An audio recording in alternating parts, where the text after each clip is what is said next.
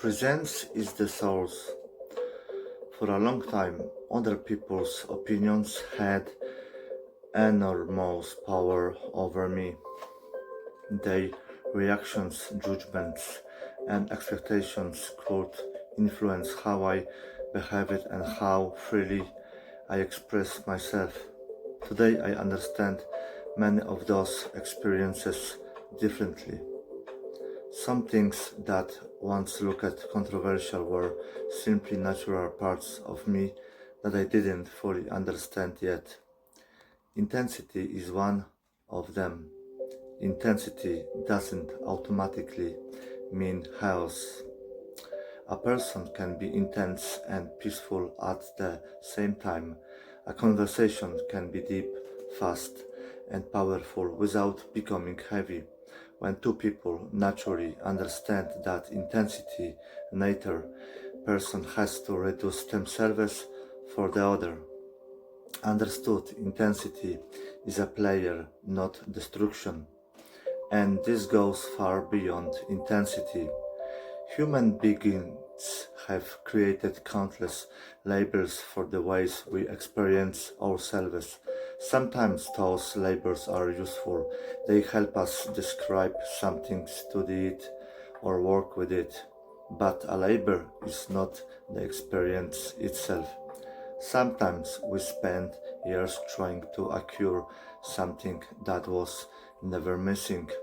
Courage, confidence, authenticity, the ability to express ourselves.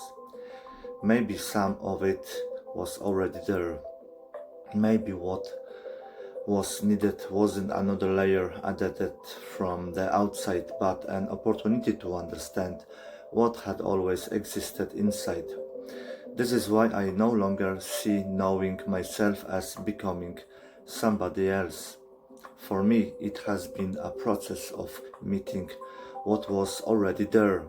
Some of that process happened through uncomfortable experiences, some happened through conversations, some happened completely alone. And I learned something simple. Nobody can walk the road to yourself for you.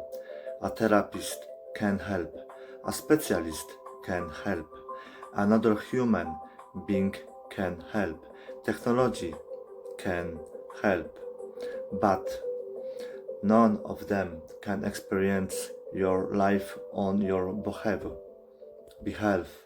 At some point, you have to enter your own experience. You don't even need complete trust in yourself before you begin. Start, experience, observe, continue. Results eventually become visible in one form or another.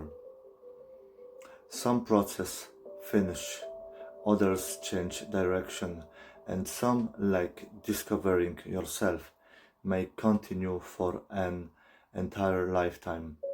That doesn't mean you are broken for an entire lifetime. You can still live while the process continues. And this brings me to truth.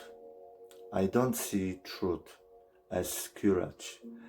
Truth is nakedness, not physical nakedness, human nakednesses, the absence of the mask created to control how other people perceive you.